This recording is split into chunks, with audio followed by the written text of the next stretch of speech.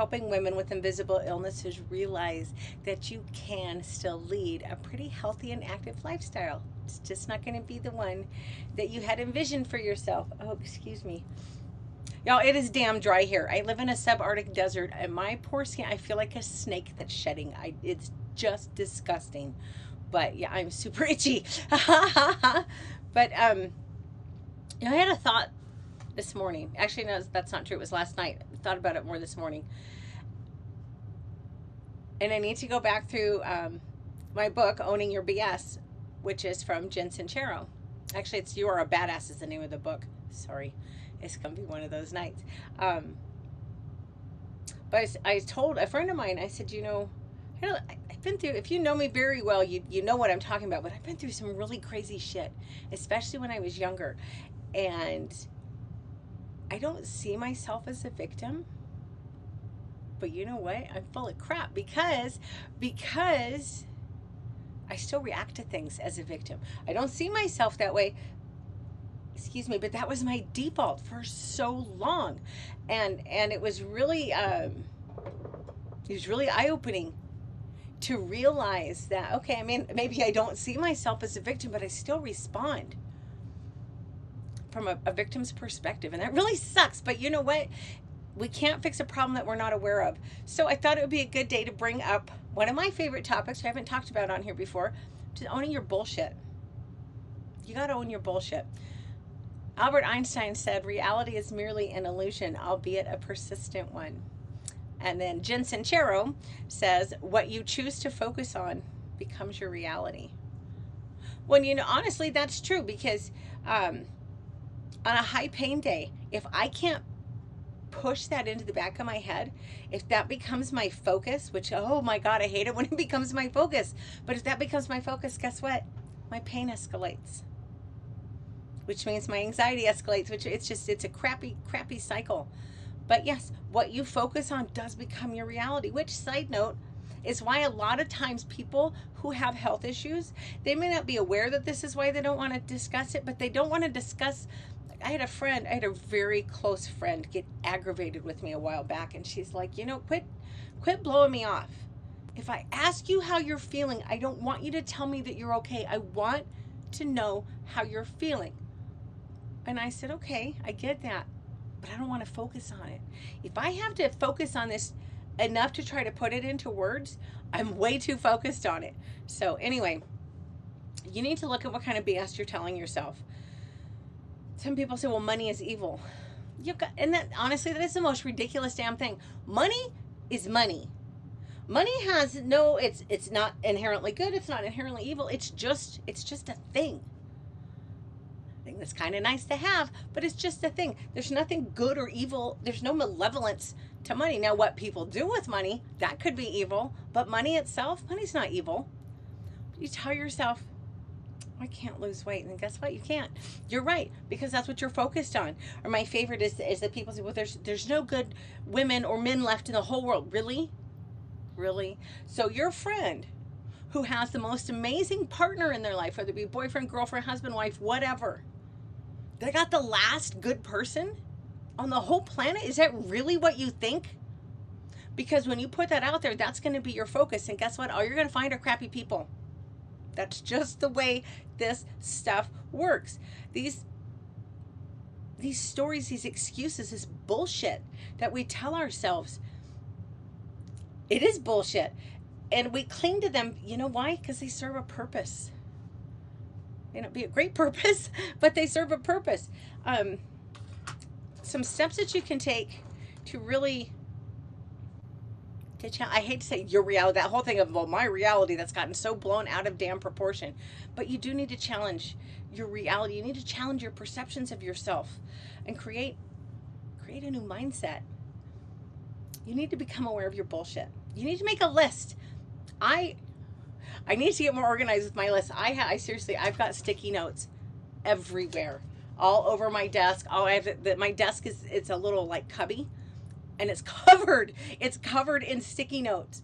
But I need to write, I'm big on lists, but I need to actually do this work. So if anybody wants to do this challenge with me, I'd be happy to follow me on Twitter, and we'll do this together. But you know what? You and only you are in charge of your life. I don't give a damn what happened to you 20 years ago, 30 years ago, 40 years ago. And you know what? You think about that for a second. If something that happened to you, I don't care how bad it was, but if something that happened to you 20, 30, 40 years ago is still having a tremendous impact on your life, and I'll be honest, I got something like that. You really need to look at your life. You need to figure out how to come to terms with this stuff. If you need to get professional help, then get professional help. But you can do a lot of this work on your own. You want to own your bullshit? You need to make a list. Make a list of things that, when you know, things that you say, well, I should do that. Then do it. Then do it. By the way, I'm the queen of, as my friend Doug says, I'm the queen of shoulding all over myself. Don't should yourself. If you should do something, get off your ass and go do it. Don't tell yourself, oh, I always screw things up. Really? Always? That's bullshit. You know it is. You know it. It's the most ridiculous thing that we say. Oh, I never do anything right. Yes, you do. I can't. I'm no good at that. I'm no good at that. Well, then get better. Then get better at it. I mean, truly, you weren't very good the first time you walked. You probably weren't very good the first time you rode a bike. But you practiced and you got better at it. Tell yourself, I wish. Oh, I wish I could do that. Then do it. Then do it. If you want to do it bad enough, get off your ass and do it. And if you don't want to do it that bad, then quit talking about it. Yes, I'm chewing my own ass here because I do this all the time. Don't, instead of saying, oh, I'm going to do this. I'm going to do this. I will do this. Don't say that to yourself. Don't say, well, I want to do that. Then do it. Quit being mealy-mouthed with yourself. Oh, I don't have the talent to do that. Then go find it. I don't have this skill. Then go learn it. There's so much crap that you tell yourself, and you use this shit to keep yourself down. One day I'm going to. No, you're not. No, you're not. Or you'd be taking steps right now to move forward. That's just a fact. There's a guy named Brian Tracy. He's a personal development guy. And he says, you're never going to visit One Day Isle. I love that. Oh, I'm trying to do that. You know, think about it. When someone invites you to a party and you tell them, I'll try to be there, you know damned well that you're probably not going to show up because you just gave yourself the exit. And what's worse is you gave yourself the exit without having the courage to look the host or hostess in the face and say, can't make it. Or hell, even respond with a text message or an email. Sorry, I can't make it. So I got to say, you don't owe anybody an explanation. But when you say, I'm going to try to be there, I'm going to try to do something, you're probably really not going to try very hard. But now you've got your list of all the horrible things that you tell yourself, and you need to figure out how this stuff benefits you. There is a benefit. It may not be a good benefit, but there is a benefit. Like people who say, well, there's no good men or women left out there. That's such crap. But you know how that benefits people? They get to keep their freedom. They don't have to risk getting hurt. They get to whine, and all their friends, oh my gosh, he or she is such a nice person. I can't believe they can't find a partner. They're not looking. They're not seriously looking. I had a friend years ago, her and her husband split. And she went out with some girls that she worked with real quick after the split, and which was fine. Distract yourself. I get that, be busy. But she called me the next day in a panic. I mean, a flat out panic. And this is someone I've known forever, so I was shocked. She's like, I can't do this. I said, do what? So I can't date. Well, no, you're not ready for that. But the women that she had been out with, all they did the whole night was bitch. They were all single. Most of them had been divorced. All they did was bitch about the single men in our community. And I finally asked her, how well do you know these ladies? And she admitted, not very well. They're just people I work with. I said, well, let me tell you something. When you put it out there that all there is out there are crappy men, or all that's out there are crappy women, that's all you're going to find, because that is what your focus is on. We attract what we focus on. So don't do that to yourself. If you're one of those people that, and I will be honest, I struggle with this one a lot because my weight benefits me to a large degree. I get to eat whatever I want. I get to avoid the responsibility. Oh, I can't lose weight. It's my hormones.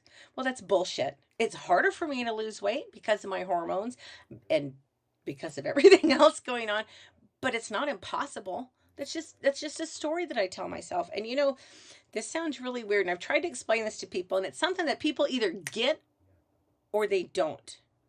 But as a woman, when you're heavier, I know this sounds crazy, but it's easier to fade into the background. I've been really fit and frankly looked good, and I've been really heavy. And it's very interesting how differently people treat you. I don't have the expectations placed on me when I'm heavy that I do when I'm smaller. It's really weird, but it does serve my purpose. And I'd be lying. I'm not going to sit here and lie to you and tell you that it doesn't. You're damn right it does. So if my weight serves my purpose, then I guarantee whatever shit you're dragging around with you, there's a reason why you're doing this to yourself. You know, also, side note, for women, it can feel a lot safer to be heavy. You get less male attention. Make of that whatever you got to, I guess. But now you've got your list. You've figured out how all this crap you tell yourself is benefiting you.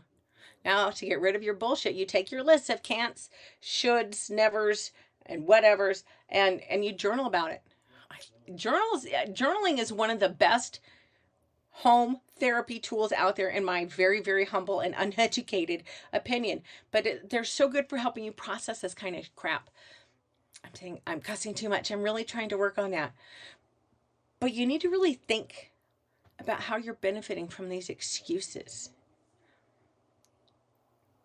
Maybe you're one of those people who say, well, money's bad. Well, if you tell yourself that, you don't ever have to be very ambitious, because why would you ever want to work hard and earn a lot of money? That shit's evil. I didn't do very good on the not cussing. But you need to think about how you're benefiting from this crap, and you need to be really honest with yourself. And I got to tell you, this is not easy work. If this was easy work, everybody would have their act together and everybody would be happy, functional people. And we all know that is not the truth. As you go through this and journal, take a look back at this stuff and think, how would my life be better if I could fix just this one thing? How would that change my life? And this is where I really struggle. I mentioned the other day, and of course you may not have seen it. I don't expect you to, but oh shit, what was I gonna say? I just went totally blank. Oh my god, what was I gonna say? Oh, so embarrassing. Brain fog is such a bitch. Anyway, what I was going to say, the path I was going down. So you've written out your list. You've analyzed what your benefit is. Now you want to think about how your life will be different if you could address those areas of that you want to improve. Well, you know what? For me, I had someone ask me several years ago, Court, what would your life be like if you were healthy? Y'all, you don't. This is horrifyingly embarrassing to admit for me. It really is, because I am a genuinely positive person.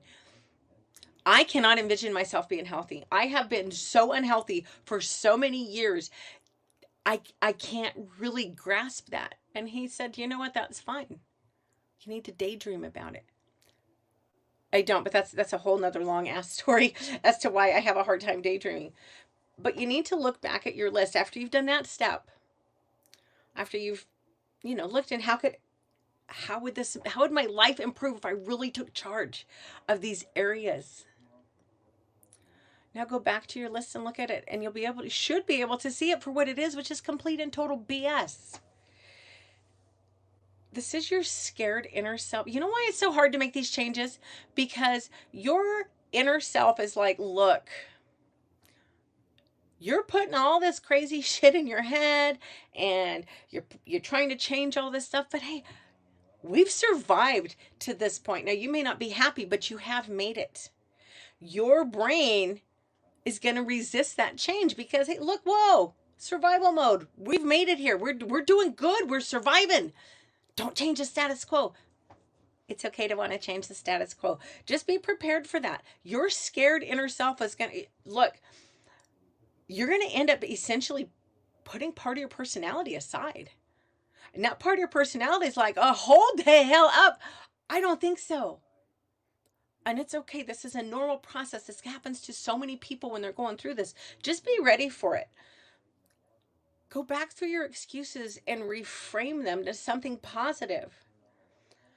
I get to feel victimized by never finding a good partner turns into, you know what? I'm powerful. I'm in control of my life and I am choosy over who I decide to allow in and spend time with. Which, side note, if you're looking for someone to spend your time with, do you have a list?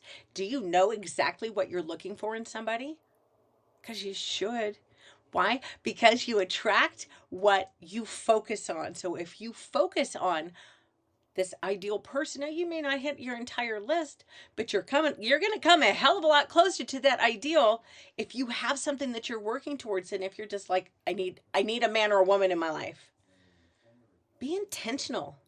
Don't go through your life half-ass and haphazardly. Be intentional. And I say that as someone who's been very haphazard about my life until fairly recently. But you got to be intentional. You need to take control of your life. If you're unhappy, you're the only one who can do anything about it. You need to get a move on. You know why? Because you ain't getting any younger. Y'all, we have been locked, we've been in this pandemic shit, excuse me again, for almost 2 full years. Think about all the things you could have improved in your life in the past 2 years. But you know, most of us, I'll own it, including me, our diets got worse. Our drinking got heavier. Most of us are drinking more. A lot of people are doing more drugs. Imagine what we could have done with that 2 years if we would have put some positive habits in there.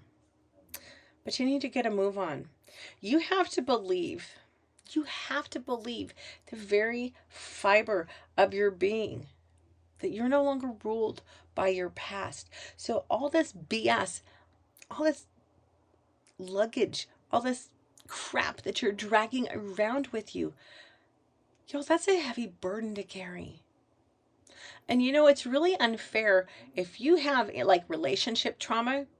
It's so unfair to new people who enter your life that you're judging them against some jackass or some complete hoe from your past. Don't do that to the new person. Now, that being said, it's up to you to make sure that you have a healthy mindset going into anything with whether it be a friendship or a romantic relationship.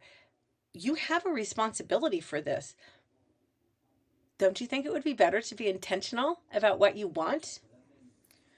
And finally, number 5, you need to love yourself. You need to love yourself enough to give up the crap that you tell yourself. Because you know, a lot of this stuff, this inner torment that we do to ourselves, it's from really old stuff.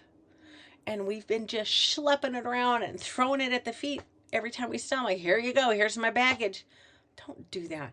You need to love yourself enough to figure out how to be happy. Y'all, I've been through some crazy shit, and I have health problems up to here. Up to here. I don't like this setup. I need to fix it. But it would be very easy for me to be a super negative and unhappy person. But you know what? I choose not to be. I choose to be grateful. Now, it is not always easy. Hi, Juan. How you doing? Thank you for the subscription. I appreciate it, honey. But you owe yourself. Look, if you don't care enough about your own happiness to put effort into working on yourself, why should anybody else around you give a damn? If you don't respect yourself enough to set boundaries with people and to stand firmly behind those boundaries, you can't complain about the way people treat you. You can't complain about being unhappy in your relationships because you have a responsibility. I remember one time when I was a little girl, I got so mad at her for saying this. I got so mad, but I don't remember what was going on. I was pretty young and I came home from school and Mom, all the other kids, and she was like, well, what'd you do? Wait, what? Here I'm crying to you, Mom, all these other kids. And she says, what'd you do? What's your responsibility in this? Because the only common denominator with all the other kids is you. So if everyone around you doesn't like your attitude, guess what? Your attitude's crappy.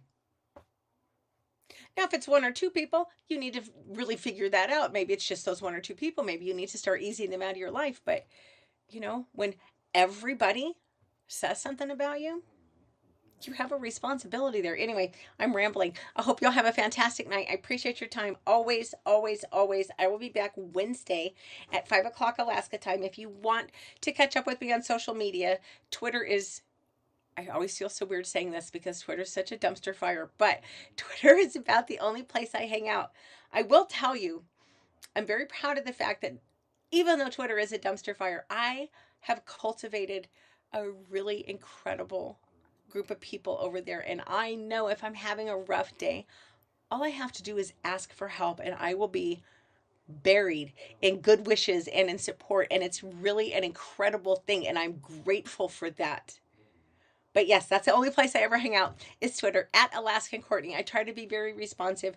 Look, I'm not an expert on this stuff, but all I can tell you is it wasn't really all that long ago that I was so unhealthy. I was taking 9 different medications a day in an attempt to manage my fibromyalgia. Side note, it didn't manage shit. I just kept getting fatter and sicker. I was really depressed because I couldn't see anything in my future besides pain and doctor's appointments and medication, and that's not a lot to look forward to. But somehow, in the midst of all that, I realized that if I was going to change anything, it was going to be my responsibility. And I have come a really long way, and I'm super proud of that. So, if you're trying to get your shit together, I can help you find some really good resources, a lot of them for free, because you know what? I remember when I first started down this path, I wasn't ready to make an investment in myself. But you are worth an investment. Just a little reminder, you are worth it. But there's a ton of free stuff out there to get you started. So drop me a line on Twitter at Alaskan Courtney. I try to be very responsive. If you have not done so, please subscribe to my HAPS channel, and I will be back Wednesday at 5 o'clock Alaska time.